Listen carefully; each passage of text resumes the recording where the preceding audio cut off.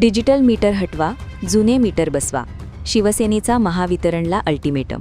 नंदुरबार जिल्ह्यात डिजिटल वीज मीटरच्या विरोधात शिवसेना उद्धव बाळासाहेब ठाकरे पक्षाने आज महावितरणच्या अधीक्षक अभियंता श्री दराडे यांना घेराव घालत निवेदन सादर केले. पक्षाच्या पदाधिकाऱ्यांनी आरोप केला की जुन्या मीटरच्या तुलनेत डिजिटल मीटरमुळे घरगुती, व्यापारी आणि शेतकरी ग्राहकांना 2 ते 3 पट अधिक वीज बिले येत आहेत. तसेच अनेक ठिकाणी ग्राहकांची परवानगी न घेता डिजिटल मीटर बसविण्यात आल्याचा आरोपही करण्यात आला.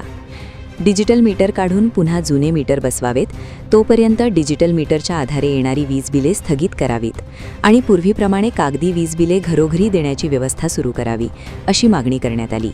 8 दिवसात मागण्या मान्य न झाल्यास जिल्हाभर गावबंद आंदोलन करून महावितरण कार्यालयासमोर तीव्र आंदोलन करण्यात येईल, असा इशारा देण्यात आला.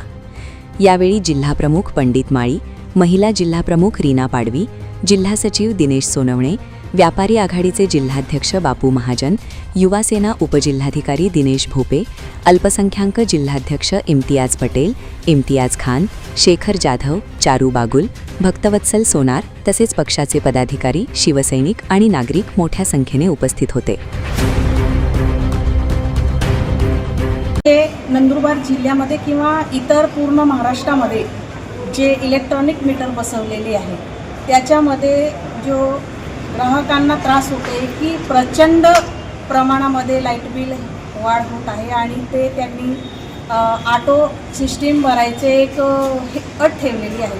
तर एखाद्या ग्राहकाला ज्यावेळी पैसे राहत नाही किंवा त्याच्याकडे मोबाईल सुविधा नाही राहत तर त्यांना पूर्ण जोपर्यंत लाईट बिल भरत नाही तोपर्यंत अंधारामध्ये राहावं लागतं. आणि ह्या गोष्टी खेड्यापाड्यामध्ये नंदुरबार जिल्हा हा आदिवासी बहुल भाग असल्यामुळे प्रत्येकाकडे स्मार्टफोन आहेच असं नाही आहे, कोणाकडे नाही आहे, कोणाकडे आहे किंवा कोणाची कॅपॅसिटी आहे की स्मार्ट मोबाईल घ्यायची, तर असं पण नाही आहे की यांनी ते मोबाईलवर फोन भरणे, लाईट बिल भरणे हे खूप चुकीची सिस्टीम केली आहे.